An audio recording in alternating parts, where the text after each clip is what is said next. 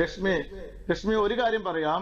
ഈ വിഷയത്തിൽ രാഷ്ട്രീയം പറയാൻ പറ്റില്ല എന്ന് പറഞ്ഞാൽ അത് സമ്മതിക്കില്ല. കാരണം നമ്മൾക്ക് ഈ ഭരിക്കുന്ന ഭരണാധികാരികൾക്ക് അല്പം വിവേചനാധികാരമൊക്കെ വേണം. ഇവിടെ ഇന്ത്യയിൽ ഏറ്റവും കൂടുതൽ ഇത്തരത്തിലുള്ള ക്രൈം നടക്കുന്ന ഒരു സംസ്ഥാനമായി കേരളം മാറുകയാണ്. നിങ്ങൾ ശ്രദ്ധിക്കണം, ഒരു കാലത്ത് ഇത്തരത്തിലുള്ള ക്രൈമുകൾ മാത്രം നടന്നൊരു സംസ്ഥാനമായിരുന്നു ഉത്തർപ്രദേശ്. ഇന്ന് ഉത്തർപ്രദേശിൽ ഇത്തരത്തിലുള്ള ഒരു ക്രൈമും നടക്കുന്നില്ല. അവിടുത്തെ എല്ലാ ഗുണ്ടകളും മറ്റുള്ള സംസ്ഥാനങ്ങളിലേക്ക് മാറിപ്പോവുകയാണ് ചെയ്തത്. കാരണം ഇത് ചില കാര്യങ്ങളിൽ നടത്തേണ്ട ചില എൻകൗണ്ടറുകളൊക്കെ നടത്തേണ്ടി വന്ന ഒരു ഭരണാധികാരി നടത്തണം. അതൊക്കെ നടത്താൻ കഴിയുന്നവരാണ് യഥാർത്ഥ നേതാവ്. അല്ലാതെ ഞാൻ ചോദിക്കട്ടെ, ഇവിടെ ആർക്കാ ഭയം? കേരളത്തിൽ ഇന്ന് ആർക്കും ആരെയും കൊല്ലാം.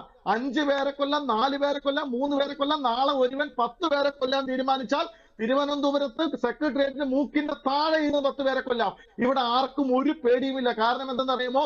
ഇവിടത്തെ ആഭ്യന്തര വകുപ്പ് ഭരിക്കുന്നത് ഇപ്പത്തെ കഞ്ചാവ് പിള്ളേരുടെ ഭാഷയിൽ പറഞ്ഞ ഒരു പടുവാഴയായ ഒരു മനുഷ്യനാണ്. അങ്ങനെ തന്നെ പറയും. ആ ഭാഷ ഉപയോഗിക്കുന്നതിൽ തെറ്റില്ല എന്ന് ഞാൻ അങ്ങനെ വിശ്വസിക്കുന്നു. കാരണം ഇത്രത്തോളം കേരളം അധപ്പതിച്ചൊരു കാലഘട്ടം ഇന്ത്യയിൽ ഉണ്ടായിട്ടില്ല. മറ്റൊരു കാര്യം കൂടെ ഞാൻ പറയട്ടെ, ഇന്ത്യയിൽ ഏത് സംസ്ഥാനം എടുത്തു നോക്കിക്കോ, ഇത്രത്തോളം കുട്ടികൾ ക്രൈം ചെയ്യുന്ന ഒരു സംസ്ഥാനവും കേരളത്തിലില്ല. ഇവിടെ കൃത്യമായിട്ട് ഈ കുട്ടികളെയൊക്കെ നിലയ്ക്ക് നിർത്തേണ്ട സംവിധാനം ആരാ? SFIയുടെ രണ്ട് ഭാഗത്തായിട്ട്. ഒരു കൊല്ലം മുമ്പ് സിദ്ധാർത്ഥൻ എന്ന് പറയുന്ന ഒരു കുട്ടിയെ 3 ദിവസം നഗ്നനായി പട്ടിണിക്കിട്ട് അവന്റെ തൊണ്ടയിൽ പോലും കുത്തി മലർത്തി അവന് ഭക്ഷണം വെള്ളം പോലും ഇറക്കാൻ കഴിയാത്ത രീതിയിൽ ഒരു കുട്ടിയെ ക്രൂരമായി മൃഗീയമായി ആക്രമിച്ചു കൊന്നു. ഇവിടെ ഭരിക്കുന്ന പാർട്ടിയുടെ വിദ്യാർത്ഥി സംഘടന കഴിഞ്ഞ ദിവസം ആലപ്പുഴ മെഡിക്കൽ കോളേജിൽ, അവിടുത്തെ നഴ്സിംഗ് കോളേജിൽ ഒരു കുട്ടിയെ ചെയ്ത് നമ്മൾ കണ്ടതാണ്. അതിനൊന്നും കൃത്യമായ ഒരു ശിക്ഷയും അവർ കൊടുക്കുന്നില്ല. ആ കുട്ടികൾക്ക് ഇന്ന് വരെ കൃത്യമായ ഒരു ശിക്ഷ കൊടുക്കാൻ തയ്യാറായിട്ടില്ല. ഒരു കേസിനും കൃത്യമായ ശിക്ഷ കിട്ടാത്ത ഒരു സംസ്ഥാനമായി കേരളം മാറുമ്പോൾ ഞാൻ പറയുന്നു, ഇതിവിടം കൊണ്ട് തീരുകയല്ല. എത്ര ക്യാമ്പയിൻ നടത്തിയാലും നിരുത്സാഹപ്പെടുത്തുകയല്ല. കേരളം മുഴുവൻ ആളുകളും ഇരുന്ന് പ്രാർത്ഥിച്ചാലും എത്ര ക്യാമ്പയിൻ നടത്തിയാലും ഈ കുട്ടികൾക്കുള്ളിൽ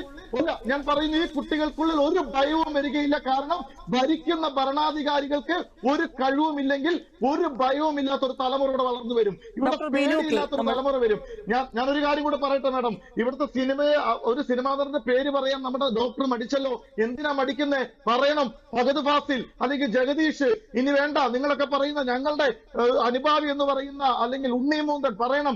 ഇവരൊക്കെ സിനിമകൾ സെലക്ട് ചെയ്യുമ്പോൾ ഇത്തരം വിഷയങ്ങളുള്ള, ഇത്തരം ക്രിമിനൽ മൈൻഡുകളുള്ള സിനിമകൾ ഇവർ എടുക്കാതിരിക്കണം. ഇവിടെ പുതുതലമുറയെ നശിപ്പിക്കുന്ന ഒരു സിനിമ ഞങ്ങൾക്ക് വേണ്ട എന്ന് പറഞ്ഞാൽ ഇവിടുത്തെ എല്ലാ നടന്മാരും തയ്യാറാകണം. ഇവിടുത്തെ പ്രൊഡ്യൂസർമാർ തയ്യാറാകണം. അടുത്ത തലമുറ ഇല്ലാതെ നമ്മൾ മുന്നോട്ട് പോയിട്ട് എന്താ കാര്യം?